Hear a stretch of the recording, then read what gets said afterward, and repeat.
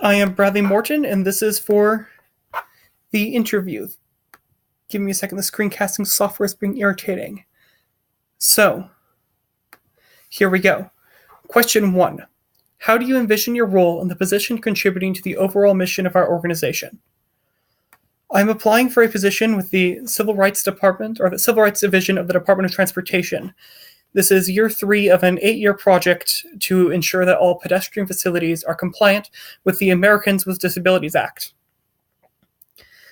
Basically, this means walking down sidewalks and making sure that crosswalks are large enough, as well as just making sure that the Americans with Disabilities Act is met. So there are requirements on, for instance, what a curb ramp can have. It has to be at least 36 inches wide, etc. Question 2. How would you go about establishing your credibility with the team? Well, 3 years ago, just out of high school, I did the preliminary work for this project. So for this project, I walked around and measured sidewalks and curb ramps to check if they were compliant with the Americans with Disabilities Act. This will give me good credibility with the team because I've already worked with a couple people in the Civil Rights Division. I know most of the background. I've done DOT travel already. I've driven a state vehicle. And so I can be quite useful, and it will require less training because mostly I'll be catching up. Can I describe a situation in which my work was criticized? I worked fast food in high school. There would be occasional times when my work would be criticized, especially when I was new. It was my first job, so I was learning all sorts of things: customer service, how to deal with people, how to deal with coworkers. It was first job, so I learned a lot. So initially, I got some criticism of my work. I did virtually all customer service when I was there, both summers.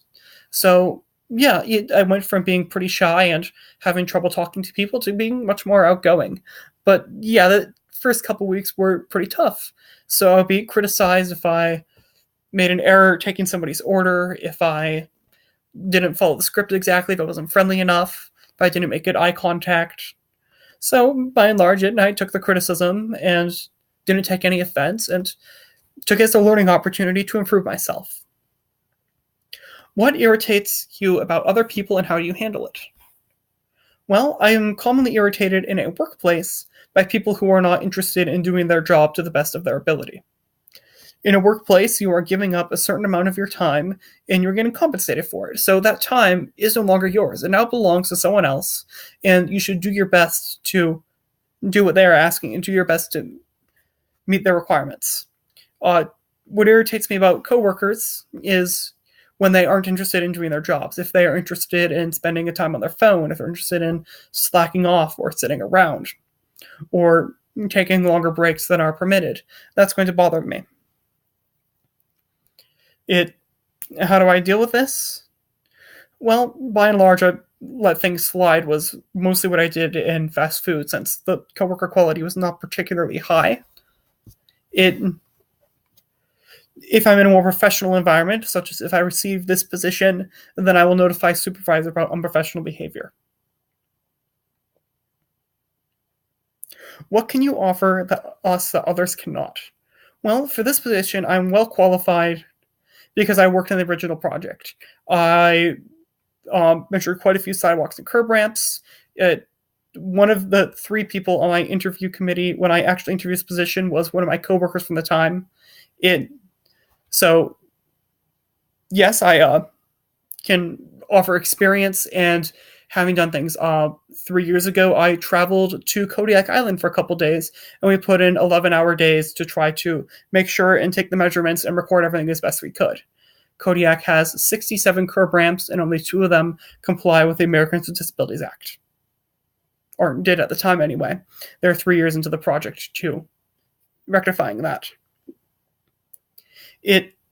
So what I offer is experience and knowledge. I have a lot of background knowledge of the material, obviously, and I already know how to use the tools that will be used. The training I would require would be minimal.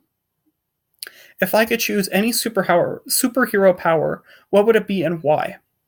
I would choose the adaptive mutation ability done by the mutant Darwin. He appeared in the movie X-Men First Class and died in it, but that was not reflective. In the comic books, he can adapt to any situation.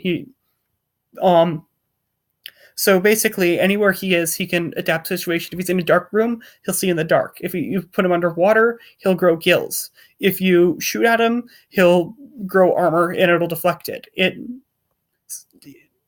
But more than that, if he looks at a language he doesn't understand, he gains the ability to understand it. He just adapts to whatever situation is, and I would take that power because adaptability is very useful. And that is all the questions.